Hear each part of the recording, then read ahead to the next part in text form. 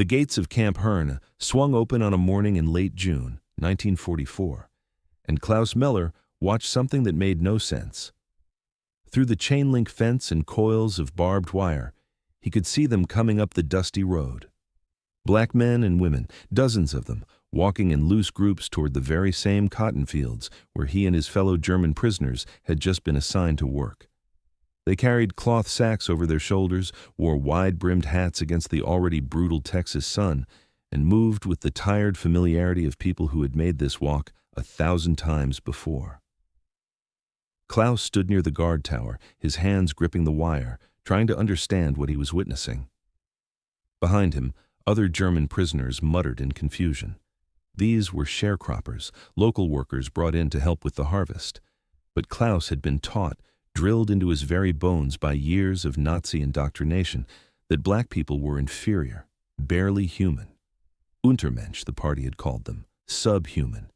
And yet here they were, free American citizens about to work alongside German prisoners of war on American soil.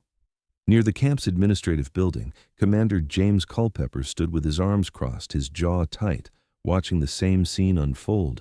He was a Texan himself, born and raised in the piney woods of East Texas, a man who had never questioned the way things were until the Army had made him responsible for something no manual had prepared him for. The frown lines deepening across his forehead told a story of mounting concern. What would happen when enemies of the United States worked side by side with Americans who were denied the most basic rights in their own country? What would the Germans think? What would the black workers think? And more troubling still, what would the local white population think when they saw it? Culpeper had received his orders from Washington just like everyone else. The labor shortage was desperate. Cotton had to be picked. The war effort demanded it. German prisoners, more than 400,000 of them scattered across America by the summer of 1944, were the solution. They would work in the fields, on the farms, in the forests. They would be paid a small wage, fed according to the Geneva Conventions, and treated with the decency that international law required. But nobody in Washington had thought through what it would mean in the Jim Crow South, where the color of a man's skin determined which door he could enter, which water fountain he could drink from, which seat on the bus he could occupy. The truth was already becoming impossible to ignore.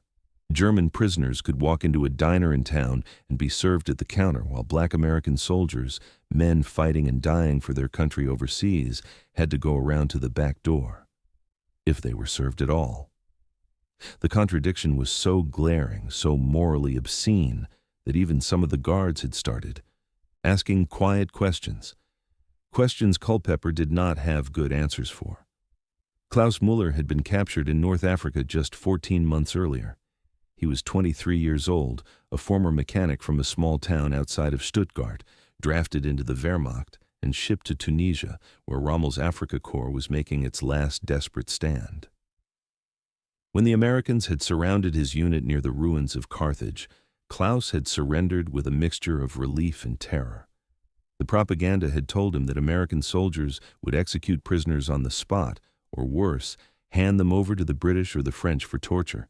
Instead, he'd been given water, food, and medical attention.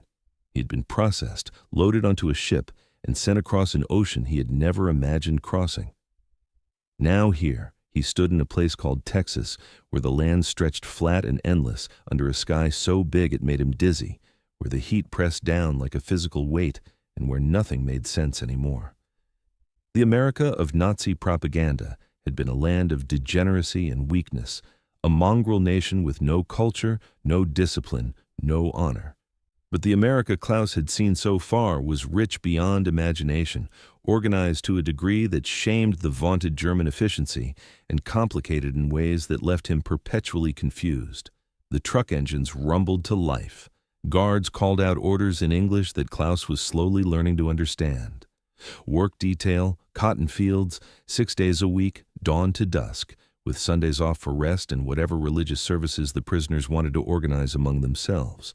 The pay was 80 cents per day, issued in canteen tokens that could buy cigarettes, candy, soap, and writing paper. It was more than many German civilians were earning back home in the ruins of the Reich, As the prisoners climbed into the backs of the open trucks, Klaus found himself watching the black workers again. They were loading into separate trucks, he noticed. Segregation, even here, even in the organization of labor. The guards made sure the group stayed apart during transport, though Klaus could not understand why. They were all going to the same fields, were they not? The convoy rolled out through gates that closed behind them with a metallic clang. Dust rose in clouds from the unpaved road. Klaus sat on a hard wooden bench, surrounded by men who had been his comrades in war and were now his companions in captivity. Some still believed in the cause, muttering about the Führer and the coming victory that would free them. Others, like Klaus, had stopped believing in much of anything except survival and the slim hope of seeing home again. They passed through countryside that amazed them with its abundance. Fields of cotton stretched to the horizon, endless rows of plants heavy with white bolls. Cattle grazed in pastures. Farmhouses, though simple, looked sturdy and well-maintained. There were no bomb craters, no burned-out vehicles, no refugees clogging the roads. The war had not touched this place. Not really. Not the way it had devoured Europe. When the trucks finally stopped at the edge of a vast cotton field, the heat hit them like walking into an oven. It was not yet 8 in the morning, and already the temperature must have been near 90 degrees. The guards climbed down first, rifles slung casually over their shoulders, and began directing the prisoners toward a supply shed where they would receive their equipment. Canvas sacks with long straps, cloth gloves that would do almost nothing to protect their hands from the sharp bowls and thorny stems, wide-brimmed hats if they wanted them, water stations marked by barrels and tin cups. Then the black workers arrived. Their trucks pulled up 50 yards away, and they climbed down with the weary grace of people who knew exactly what awaited them. Klaus watched as they moved toward the same supply shed, the same water barrels, the same field. Up close now, he could see their faces. Men with gray in their beards and deep lines around their eyes.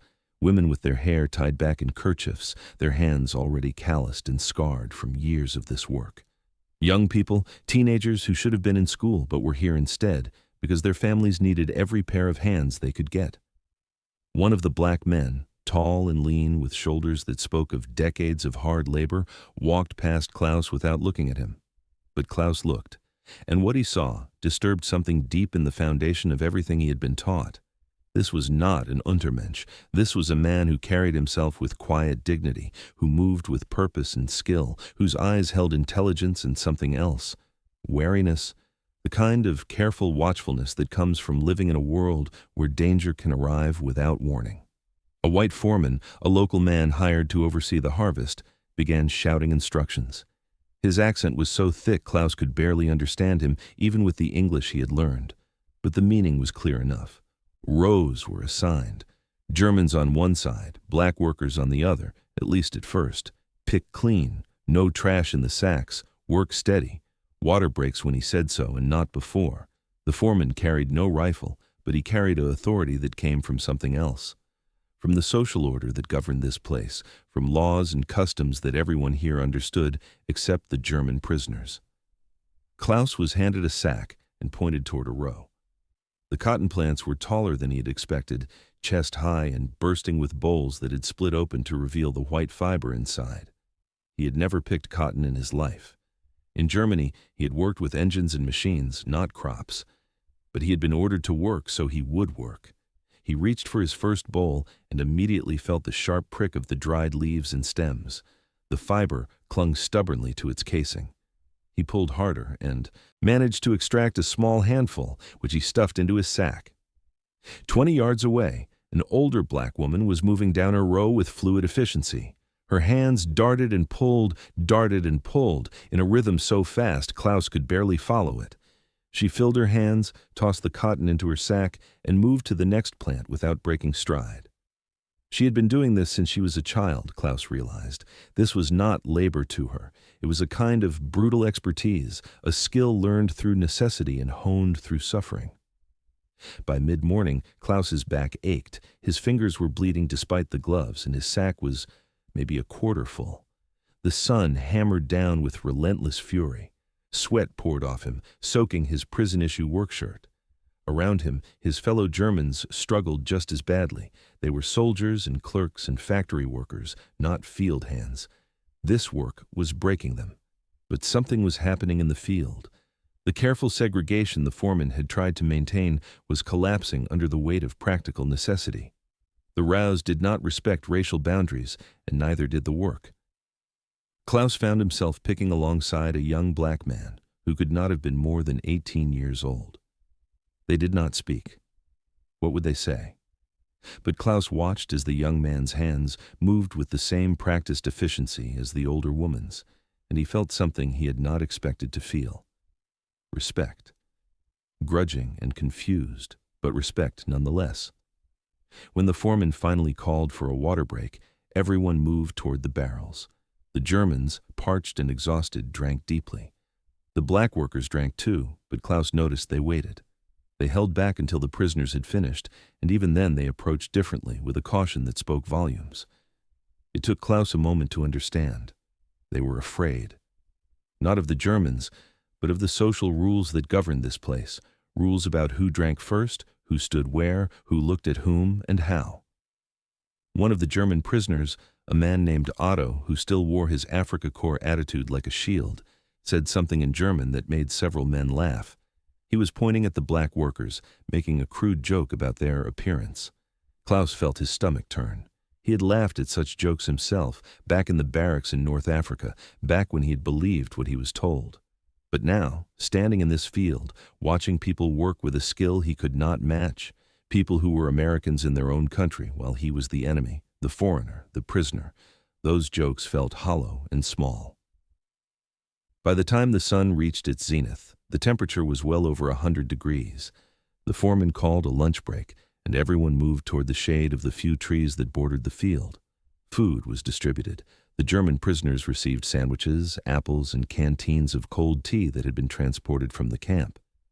It was plain food, but more than adequate. Klaus ate mechanically, too tired to taste anything. The black workers had brought their own food. Klaus watched as they sat in their own groups, unwrapping cornbread, opening jars of what looked like preserves, sharing from pails of water they had carried themselves. No one had provided for them the way the camp had provided for the prisoners.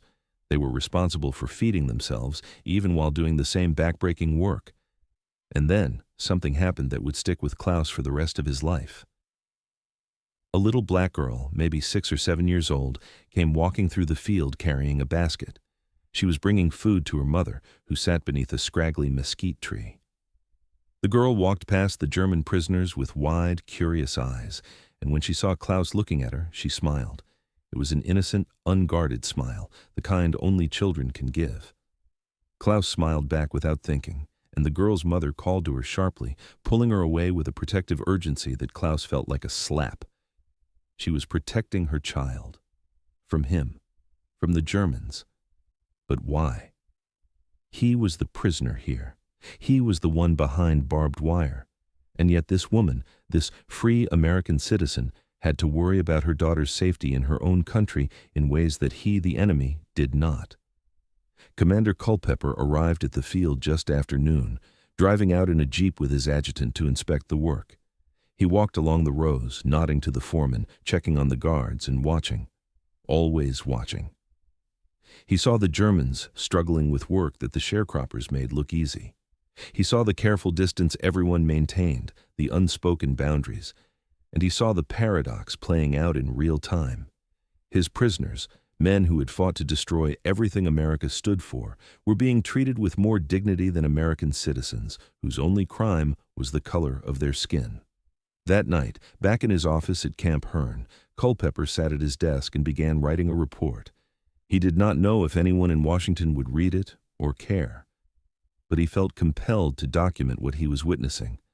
Something unprecedented was unfolding in these cotton fields, something that revealed a contradiction at the heart of the American project that could not be ignored forever. He wrote carefully, choosing his words with the precision of a man who understood that what he was seeing might matter long after this war was over. Outside his window, in the prisoner barracks, Klaus lay on his bunk and stared at the ceiling. His body ached in ways he had not known were possible. But his mind ached too, wrestling with thoughts that had no easy answers. Tomorrow he would go back to the fields. Tomorrow he would work alongside the black sharecroppers again. And tomorrow, like today, nothing about this situation would make any sense at all, except for one undeniable truth that was forcing itself into his consciousness whether he wanted it or not. The people he had been taught to despise were teaching him, through their skill and their endurance and their quiet dignity, that everything he had believed was a lie. The second week in the fields began much like the first, with the gates opening at dawn and the trucks rolling out into the pink-streaked Texas morning. But something had shifted, subtle as the wind changing direction. Klaus no longer flinched when he saw the black workers arriving. He recognized faces now. The tall man with the gray beard who always arrived first. The woman with the scarred hands who could pick 3 rows in the time it took Klaus to finish one. The teenager who hummed while he worked, quiet melodies that drifted across the cotton plants like prayers. The cotton itself showed no mercy. Each day brought the same relentless routine. Bend, reach, pull, stuff. Move down the row. Bend, reach, pull, stuff. The bowls cut fingers even through gloves. The stems scraped arms raw. The sack grew heavier with each handful until it dragged behind like an anchor, the strap digging into shoulders until the pain became a constant companion, and above it all, the sun. Always the sun, burning down from a sky that stretched forever, turning the field into a furnace where sweat poured freely and breathing itself became labor. By the 3rd day of the 2nd week, Klaus's romantic notions about agricultural work had died completely. This was not the pastoral farming life celebrated in Nazi propaganda posters where healthy Aryan families gathered golden wheat while smiling at the camera. This was industrial brutality disguised as honest labor. This was work that destroyed the body hour by hour, day by day, season after season. And the people who had done this work for generations, the black sharecroppers moving steadily through their rows while the Germans struggled, they carried that destruction in their bent backs and twisted fingers. The language barrier should have kept everyone separate, locked in their own isolated worlds. But necessity is a powerful teacher, and the cotton fields became a classroom where words mattered less than demonstration. Klaus was struggling with a particularly stubborn bowl when a shadow fell across his row. He looked up to find the tall black man with the gray beard standing there, watching him with an expression that might have been amusement or might have been pity. The man gestured to Klaus's hands, then to his own, and demonstrated. A quick twist, not a straight pull. Let the cotton release itself rather than tearing it free. The motion was economical, efficient, perfected through decades of repetition. Klaus tried to copy the technique. His first attempt was clumsy, but the second worked better. The third was almost smooth. The tall man nodded once, a brief acknowledgement, then returned to his own row without a word spoken. But something had been communicated that went beyond language. The man had seen. Someone struggling and had helped. It was that simple and that complicated. Others were learning too. Otto, who had made cruel jokes during the first week, found himself being taught the proper way to drag his sack by a woman old enough to be his grandmother. She showed him with gestures and patience, repositioning the strap across his shoulder so it would not cut so deeply into the muscle. When he mumbled something that might have been thanks in German, she just waved her hand and moved on, her face unreadable beneath her wide-brimmed hat.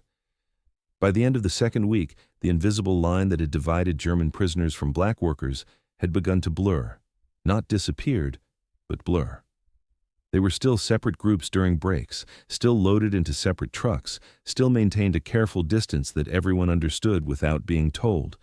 But in the rows, bent over the same plants, fighting the same exhaustion, bleeding from the same cuts, something was happening that the foreman did not like and could not quite prevent. They were becoming, if not exactly comrades, then something else. Fellow sufferers, partners in misery. The water breaks revealed the absurdity most clearly. The German prisoners drank first, always. It was not a rule anyone had announced, but it was a rule everyone followed. The prisoners, enemies of the state, convicted of making war against America, drank before American citizens who had never committed any crime. Klaus noticed this. He could not help but notice it, and the noticing made him uncomfortable in a way he could not quite articulate. One afternoon, when the heat was at its worst and the water barrel was running low, Klaus finished drinking and stepped aside. He made eye contact with the tall black man and gestured toward the barrel. A simple motion. Your turn.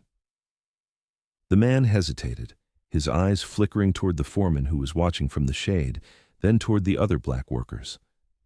Something unspoken passed between them. The man stepped forward and drank. Not hurrying, not gulping, but drinking like a man who had earned his water through his labor. When he finished, he handed the tin cup to Klaus with the smallest nod. The foreman saw it. His face darkened, but he said nothing. What could he say? The prisoners were following the rules. The work was getting done. And if some boundaries were becoming porous, well, there were bigger problems to worry about than who drank water in what order. Music became another bridge across the divide. The black workers sang sometimes while they worked, old songs that Klaus did not recognize but could feel the weight of. Spirituals, he would learn later they were called. Songs born in fields not unlike this one, songs that carried generations of pain and endurance in their melodies. The Germans had their own songs, marching songs mostly, remnants of their military service. But those songs felt wrong here somehow, too martial, too aggressive for the slow rhythm of cotton picking. One morning, the teenager who always hummed began singing something different, not a spiritual, but something lighter, almost playful. Klaus did not understand the words, but the melody was catchy, infectious. Before he realized what he was doing, he was humming along, matching the tune. The teenager heard him and turned, surprised, then smiled. A real smile, unguarded. For a moment, they were just two young men sharing a song under a brutal sun. The mathematics of injustice became impossible to ignore as the weeks passed. Klaus learned that he was paid 80 cents per day for his labor. Not much, but enough to buy small comforts in the camp canteen. The black sharecroppers, he discovered through fragments of overheard conversation and observation, were paid far less. They worked under a sharecropping system that kept them perpetually in debt to the white landowners. After the costs of seeds, tools, and rent were deducted from their share of the harvest, many ended up owing more than they earned. They were free in name, but bound by economics that felt like a different kind of prison. Klaus did not understand all the details, but he understood enough. The numbers told a story that was impossible to misinterpret. He, a prisoner of war, an enemy soldier, had more economic freedom and security than these American citizens who had committed no crime. He ate 3 meals a day, prepared by camp kitchens, and never worried where his next meal would come from. The sharecroppers ate what they could afford after working the same fields. He slept in a barracks with a roof that did not leak and bunks with mattresses. Many of the sharecroppers lived in shacks with gaps in the walls and holes in the roofs. The absurdity of it ate at him.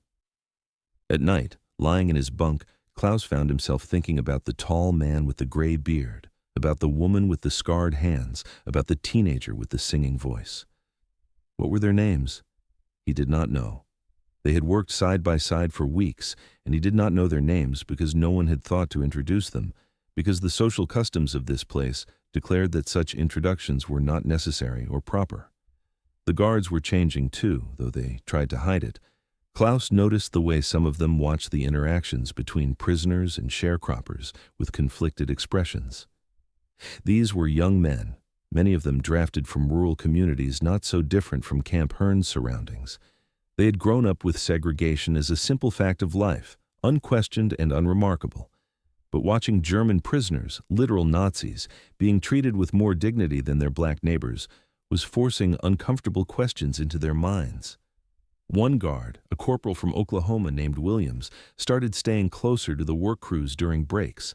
Klaus heard him talking with the tall black man one afternoon, asking about his family, about how long he had been working this land. The conversation was brief and formal, but it was a conversation. Williams had probably never spoken to a black man as anything resembling an equal before. The war, and this strange arrangement it had created, was giving him reasons to reconsider things he had never thought to question. The first real conversation between Klaus and one of the sharecroppers happened in the 3rd week, though conversation might be too generous a word for it. Klaus had collapsed during the afternoon heat, his vision swimming, his legs giving out beneath him. He woke moments later to find the woman with the scarred hands pouring water over his head, and speaking to him in words he did not understand, but in a tone that was unmistakably concerned. She helped him to the shade, brought him more water, and waited until his color returned before nodding and returning to her work. That evening, Klaus managed to catch her attention during the truck loading. He touched his chest and said his name slowly. "Klaus." Then he gestured to her questioningly. She studied him for a long moment, weighing something in her mind, then responded, "Sarah." Just the name, nothing more, but it felt like a door opening. The next day, Klaus learned another name. The tall man with the gray beard was called Samuel. The teenager was his grandson, named Thomas. The woman who had taught Otto how to carry his sack was Martha. Names mattered. They turned shadows into people, abstractions into individuals. Each name was a small rebellion against the dehumanization that both the Nazi racial ideology and Jim Crow segregation depended upon. By the fourth week, small exchanges were happening regularly. A shared word about the weather, a gesture of help with a jammed sack strap, the offering of a slightly cooler spot in the shade. None of it was dramatic or overt enough to attract the foreman's ire, but all of it was chipping away at the walls that were supposed to keep these groups separate and unequal. Klaus found himself looking forward to seeing Samuel each morning, waiting for the older man's slight nod of greeting. He noticed Otto talking with Martha, asking questions through gestures and broken English about her grandchildren, whose photographs she carried in a tin box in her lunch pail. He saw Thomas teaching a young German prisoner named Heinrich a work song, the two of them laughing at Heinrich's mangled pronunciation of English words he did not fully understand. The guards saw it too. William started filing reports that praised the efficiency of the integrated work crews, noting that production had increased as the prisoners learned from the experienced sharecroppers. He did not mention the growing friendships or the way the rigid social boundaries were becoming porous. Some things were better left unwritten in official documents, but Commander Culpeper, driving out to the fields with increasing frequency, saw everything. He watched German prisoners offering water to black workers before drinking themselves. He saw black sharecroppers teaching enemy soldiers with a patience and generosity that shamed him. He heard the fragments of broken English conversation, saw the gestures that transcended language, witnessed the small acts of kindness that should not have been remarkable but were, in this time and place, revolutionary. One evening, standing at the field's edge as the sun painted the sky orange and red, Culpeper watched Klaus and Samuel working the same row, moving in unconscious synchronization, their movements matching like dancers who had rehearsed together for years. A German prisoner and a black sharecropper working as equals, treating each other with respect that their respective societies denied was even possible. In that moment, Culpeper understood that what was happening in these fields was more than just agricultural labor. It was testimony. It was proof that the walls built by prejudice and hatred were not natural or inevitable, but artificial and fragile. They could be broken. Person by person, moment by moment, they could be broken. The cotton fields of East Texas, watered by sweat and blood, were growing more than just crops in the summer of 1944. They were growing questions that would not be easily answered, truths that would not be easily buried. And everyone involved, from the prisoners to the sharecroppers to the guards to the commander himself, could feel it happening, could sense that something was shifting in ways that would ripple forward through time in ways they could not yet imagine. The incident that would crystallize everything happened on a Saturday afternoon in mid-August, 1944, when Commander Culpeper made a decision he would spend the rest of his life examining. A supply truck needed to make a run into the nearby town of Bryan, and he authorized a small detachment of German prisoners to accompany the guards. It was within regulations. Prisoners could be transported off-site for specific purposes, and these men had been working well, causing no trouble. What Culpeper had not fully considered was the route back to camp, which passed directly through town at lunchtime. The truck stopped at Morrison's Diner, a small establishment on Main Street that served simple food to locals and passing travelers. The guards were hungry, and regulations allowed for prisoner feeding during extended work details. Sergeant Williams climbed down from the cab and gestured for the 6 German prisoners to follow him inside. They filed in, still wearing their work clothes, marked with the letters P and W, looking around at the ceiling fans and checkered tablecloths with the curiosity of men who had been behind wire for months. The owner, a thick-waisted man named Floyd Morrison, glanced up from behind the counter and tensed visibly. But these were prisoners under military guard, and the military's money was good. He gestured toward a long table near the window and called out to his daughter to bring menus. The Germans sat down, bewildered by the normalcy of it all, by the fact that they, enemy soldiers, were being welcomed into an American restaurant like paying customers. Klaus sat with his back to the window, trying to read the English menu with limited success. Beside him, Otto was pointing at items and asking Williams to translate. The sergeant was explaining what chicken fried steak was when Klaus happened to turn and look out the window. What he saw made his stomach clench. Standing on the sidewalk outside, pressed against the building's brick wall to stay in the narrow strip of shade, were Samuel, Sarah, and 3 other black workers from the fields. They had arrived in town the same time as the military truck, having finished their morning work and come to buy supplies. Now they stood outside Morrison's diner, close enough to smell the food cooking, but separated from it by invisible walls more solid than the glass window. Klaus watched as Samuel's grandson Thomas approached the back door of the diner, the door marked colored, and waited. After several minutes, Morrison's daughter came out with a paper bag. Thomas handed her coins, took the bag, and returned to the others. They would eat their lunch on the sidewalk or in their trucks, Klaus realized. They could not enter through the front door. They could not sit at the tables. They could not be served like human beings in their own country, in their own town. The chicken-fried steak that arrived at Klaus's table tasted like ash in his mouth. Across from him, Otto had gone quiet too, his usual bravado evaporating as he stared at his plate. Heinrich, the youngest of the prisoners, asked Williams in halting English why the black workers could not come inside. Williams's face reddened, and he looked away without answering. What could he say? How could he explain something that made no sense? On the drive back to camp, the truck was silent except for the engine's rumble and the crunch of gravel under tires.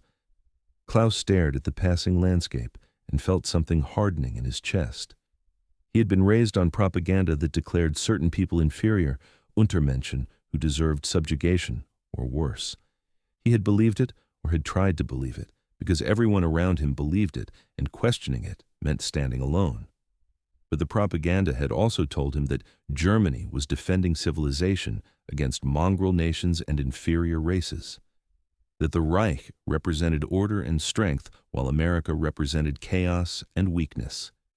Yet, here was America, powerful enough to capture and hold hundreds of thousands of enemy soldiers, wealthy enough to feed those soldiers better than their own army had, confident enough to put those soldiers to work alongside its own citizens.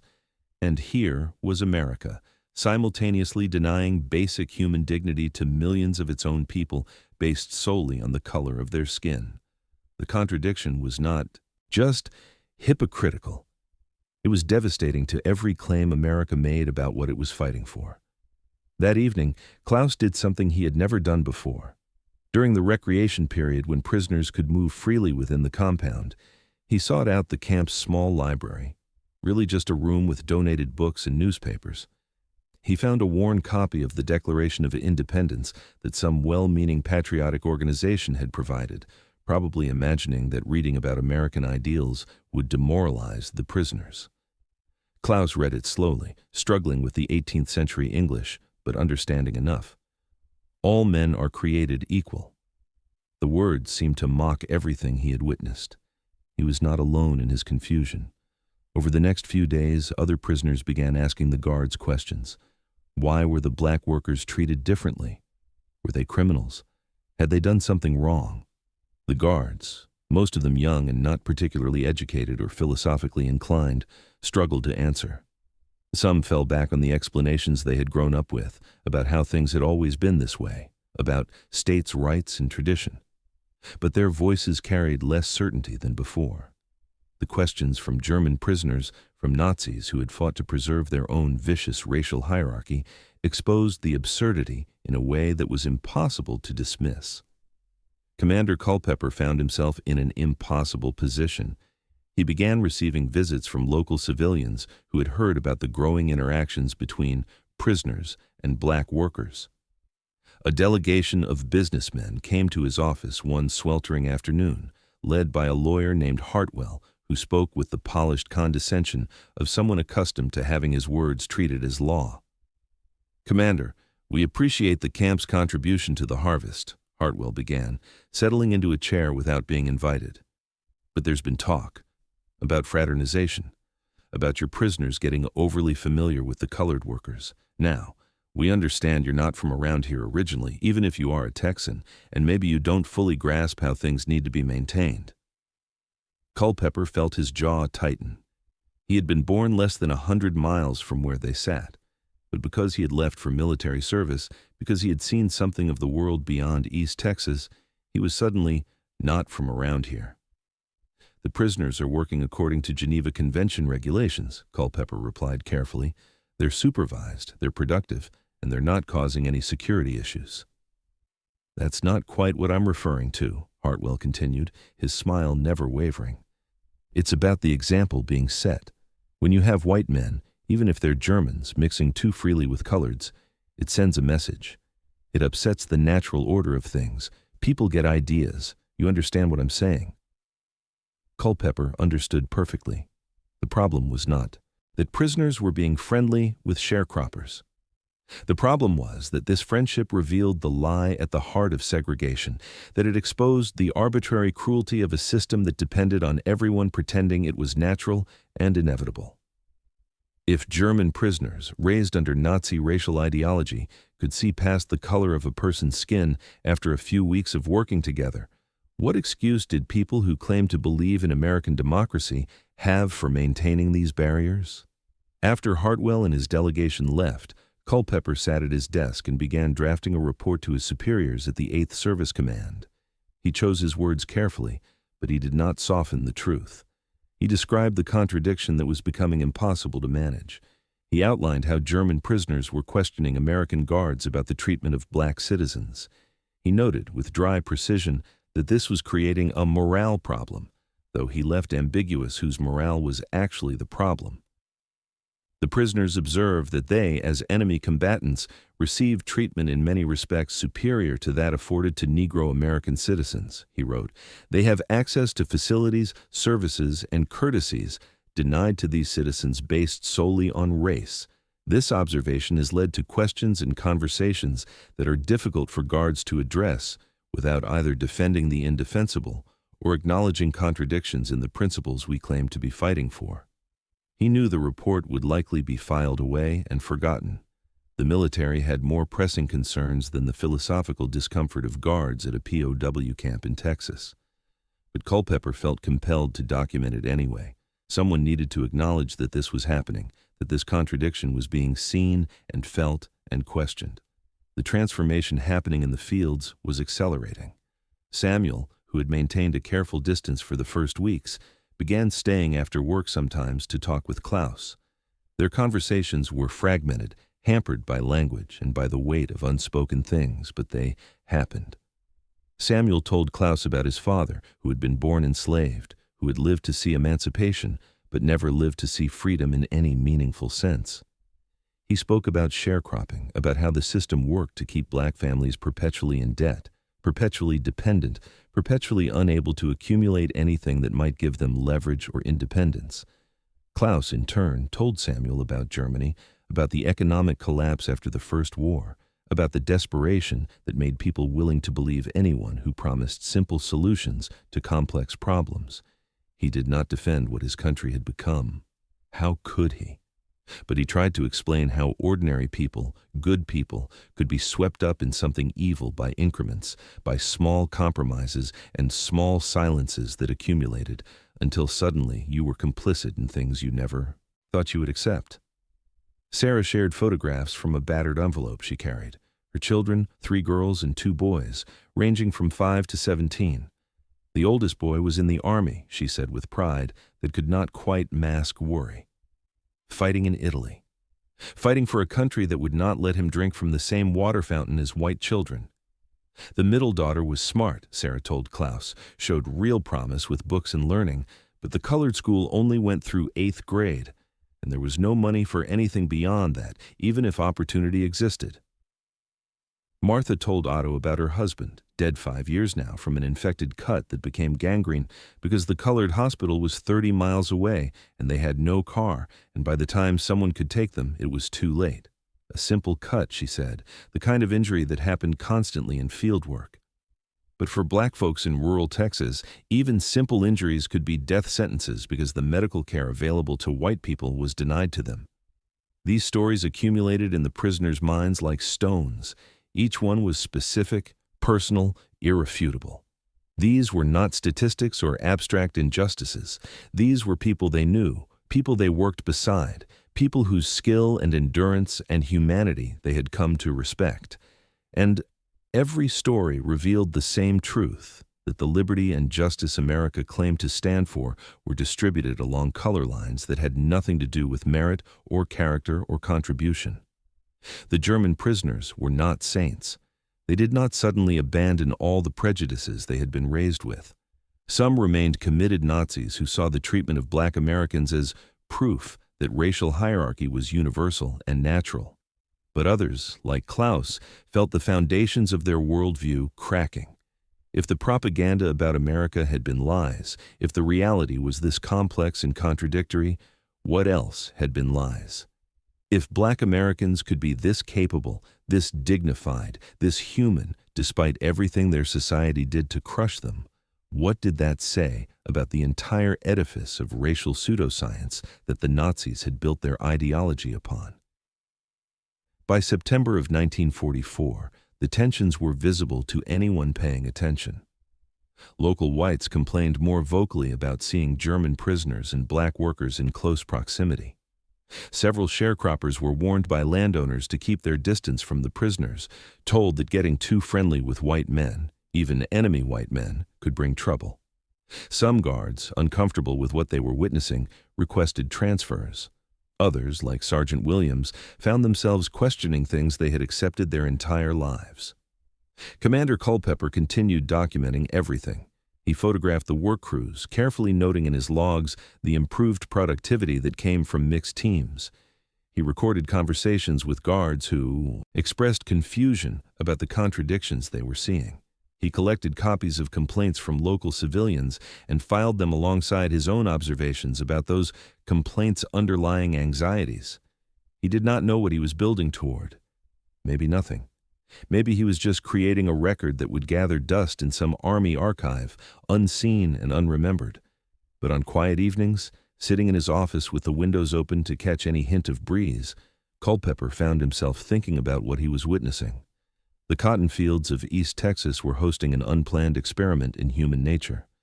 People who should have been enemies were finding common ground. People who should have remained strangers were becoming, if not friends exactly, then something more than enemies. And the system that depended on keeping certain people separate and unequal was being revealed as artificial, arbitrary, and ultimately fragile. The walls could come down.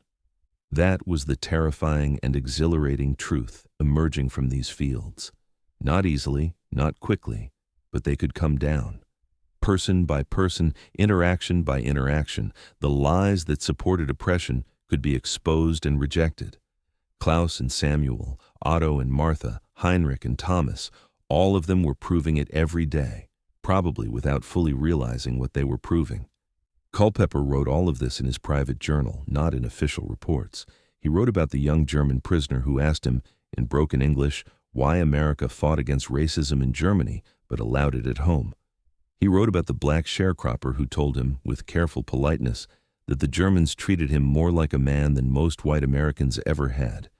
He wrote about his own shame, his own complicity in a system he had never questioned until it was laid bare before him in ways he could not ignore. The summer was ending. The cotton harvest would soon be complete. The prisoners would be reassigned. The sharecroppers would move on to other work, and the fields would lie fallow until the next planting season. But what had happened here would not lie fallow. It would germinate in the minds of everyone involved, growing into questions that would not be easily answered, truths that would not be easily buried. Commander Culpeper knew this, and it both frightened and inspired him.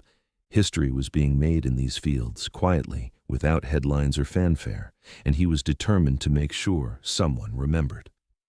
The war in Europe ended on May 8, 1945, and the news reached Camp Hearn on a warm spring morning that should have brought celebration, but instead brought a strange, heavy silence. Klaus stood in the compound yard when the announcement came over the loudspeakers. Germany had surrendered unconditionally. The Third Reich, which was supposed to last 1,000 years, had collapsed after barely 12. Hitler was dead. The cities were rubble. The dream, if it had ever been anything more than a nightmare, was over. Around him, prisoners reacted in different ways. Some wept, whether from relief or grief Klaus could not tell. Others stood stone-faced, refusing to show emotion. A few die-hard believers muttered about betrayal, about how this could not be true, about secret weapons that would still turn the tide. But most, like Klaus, simply felt numb. They had known deep down that this was coming. The question now was what happened next.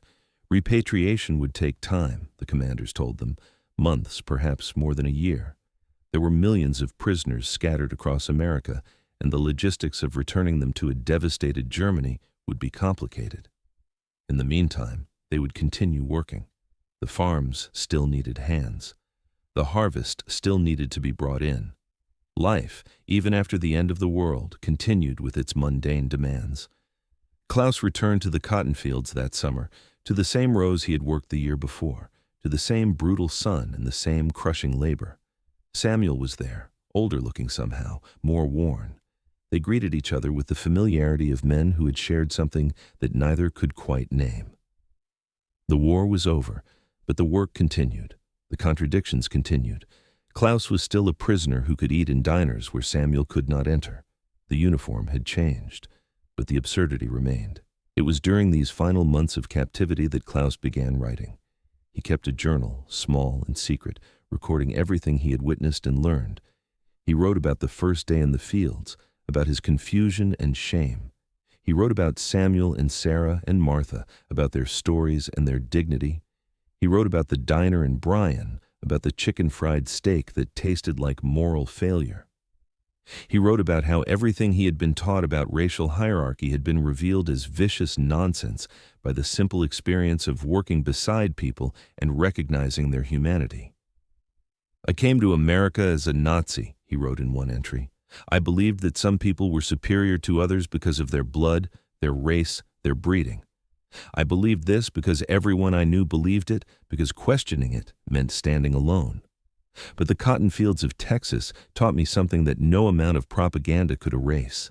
Dignity is not distributed by race. Skill is not determined by skin color. Humanity cannot be divided into superior and inferior categories.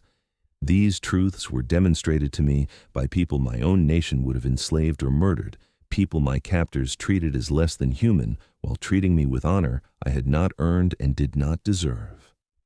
He was not alone in his transformation. Other prisoners scattered across Texas and throughout the American South were having similar realizations. Years later, historians would document hundreds of testimonies from German POWs who had worked alongside Black Americans, and a consistent theme emerged from their accounts.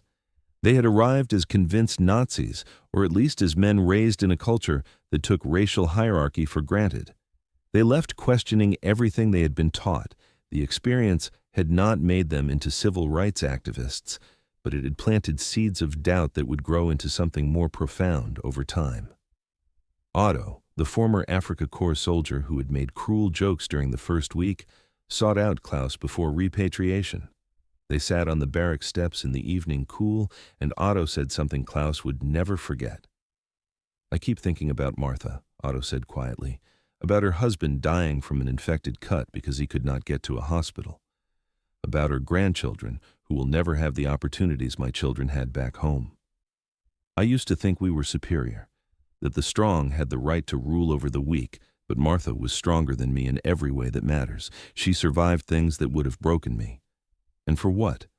So she could be treated as less than human in her own country?" He paused, staring at his hands. "We were the evil ones, Klaus. We started a war that killed millions, and yet here we were treated better than Americans who had done nothing wrong. I do not know how to live with that knowledge." Klaus did not have an answer then, and he would not have one for years to come. But the question itself was important. The discomfort was important. It meant they were thinking, questioning, recognizing that the world was more complicated than the simple hierarchies they had been taught. Repatriation finally came in the spring of 1946. Klaus and thousands of other prisoners were loaded onto trains that took them to ports, then onto ships that carried them back across the Atlantic. He returned to a Germany that no longer existed, not really. His hometown was gone, bombed into rubble. His family was scattered, some dead, others refugees in their own land. The Great Reich had been reduced to occupied zones and food lines in the slow, grinding work of survival. But Klaus carried something with him that most Germans did not have. He had seen America from the inside, not its propaganda or its distant power, but its daily reality. He had seen both its staggering wealth and its profound moral contradictions. He had seen what it could be and what it failed to be. And he had met people, Black Americans, who embodied a kind of strength and dignity that no ideology could diminish. In the decades that followed, Klaus would build a quiet life in the new West Germany. He married, had children, worked as a mechanic again. He rarely spoke about his time as a POW, at least not publicly, but in private, to his children and eventually his grandchildren, he told stories about Texas, about cotton fields, about a man named Samuel who had taught him how to pick cotton properly and, in doing so, had taught him something far more important about what it meant to be human. Samuel's story took a different path. He continued sharecropping for another decade, trapped in a system that kept him perpetually in debt, despite working harder than any man should have to work.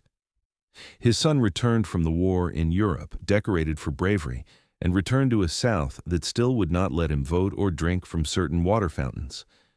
The strangeness of having worked with German prisoners while being denied basic rights in his own country stayed with Samuel until he died in 1963, the same year as the March on Washington. Before his death, Samuel was interviewed by a local historian documenting the experiences of Black veterans and workers during the war years. The interview, preserved in a small archive at a Texas library, captured his reflections on that summer of 1944.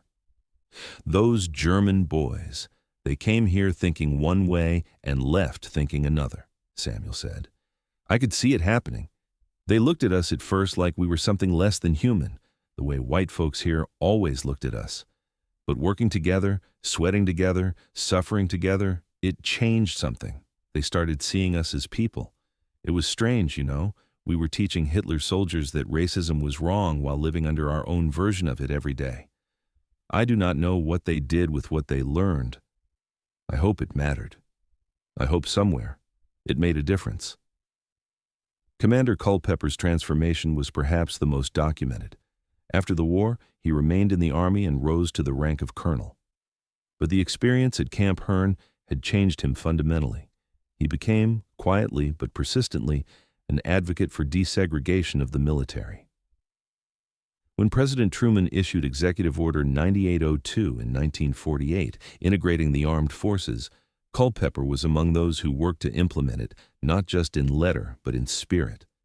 In his personal papers, donated to a military archive after his death in 1978, researchers found decades of journals, photographs, and reports from his time at Camp Hearn. He had documented everything with the thoroughness of a man who knew he was witnessing something historically significant. Among his papers was a letter he had written but never sent, addressed to no one in particular, but to everyone who would read it. I was raised in Texas, the letter began. I was taught that segregation was natural, that it was the way things had always been and always would be. I never questioned it, because questioning meant standing against everything my community believed.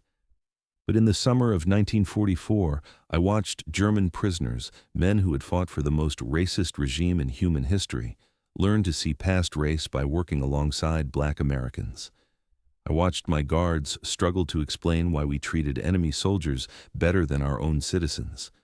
I watched Black sharecroppers teach and help and show patience toward men who had been indoctrinated to believe in their inferiority. And I realized that everything I had accepted as natural was actually a choice we could unmake. The statistical reality of what happened in Texas and throughout the South was staggering when historians finally began piecing it together decades later. More than 400,000 German POWs were held in America during the war. Of those, approximately 50,000 were held in Texas alone, and a significant portion worked alongside Black Americans in agriculture, forestry, and other industries. The experiences varied widely, but the common thread was the same jarring contradiction.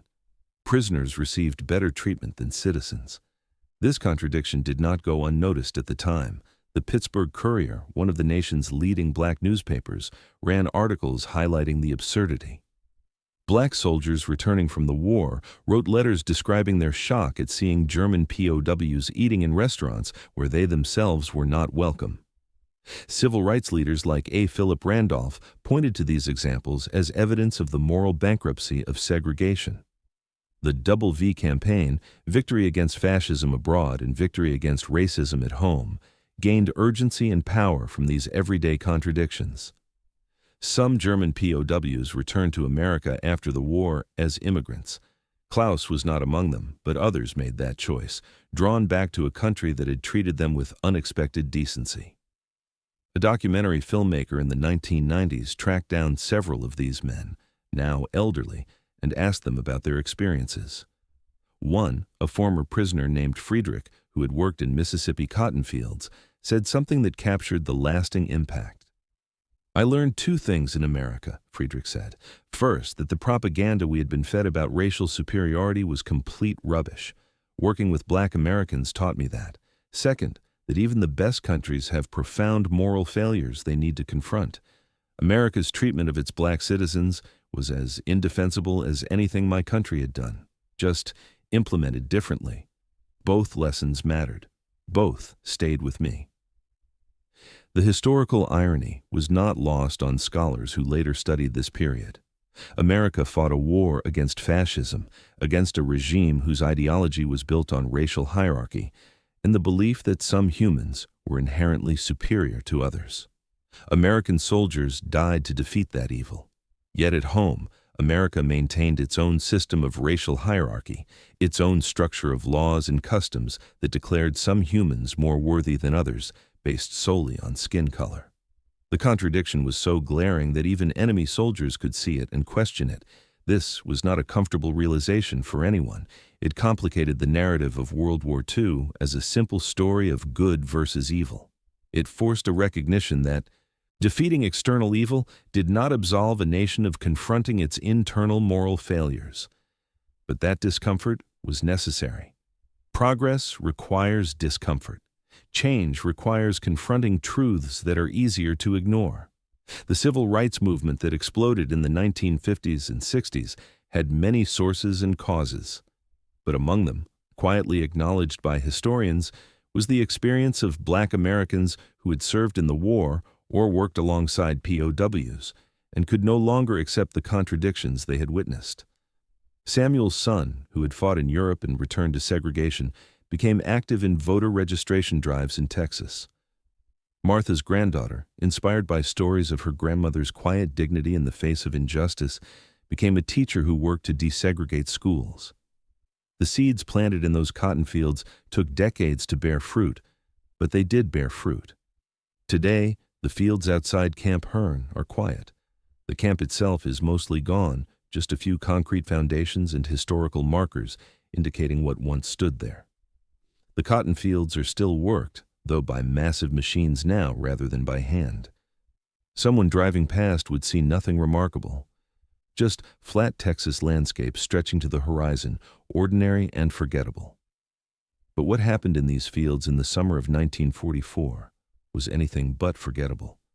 Here, in the brutal heat and backbreaking labor of the harvest, men who should have been enemies found common humanity. Here, contradictions that should have been hidden were exposed in ways that could not be denied.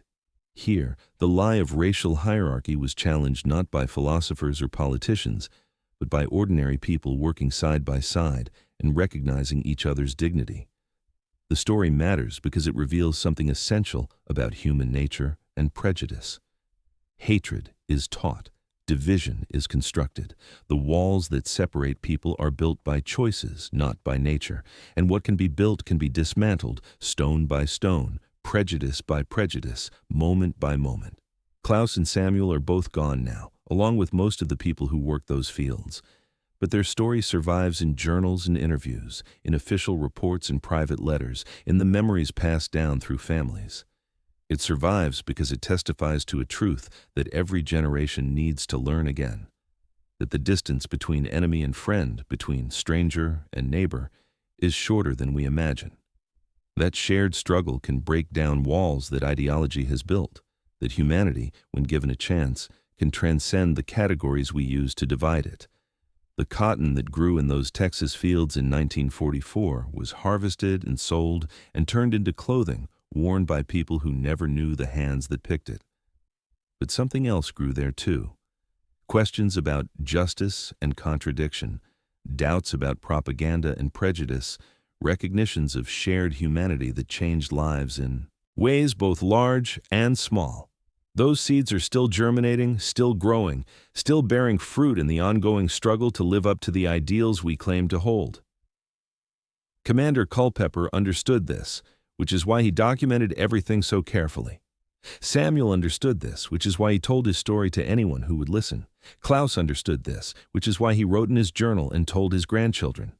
They all knew they had witnessed something important, something that needed to be remembered, not because it made anyone look good. The story makes almost everyone uncomfortable, and that discomfort is part of its value. But because it shows that change is possible, that human beings can learn and grow and recognize truths they had previously denied. The fields remember. The land holds these stories in its soil. And we remember because forgetting would mean losing a lesson that cost too much to learn. That enemies can become witnesses, that prejudice can be confronted and overcome, and that the most powerful force for change is often the simple, undeniable recognition that we are all, regardless of race or nation or history, equally and fundamentally human. That was the crop grown in the cotton fields of Texas in the summer of 1944, and it remains, even now, a harvest worth preserving.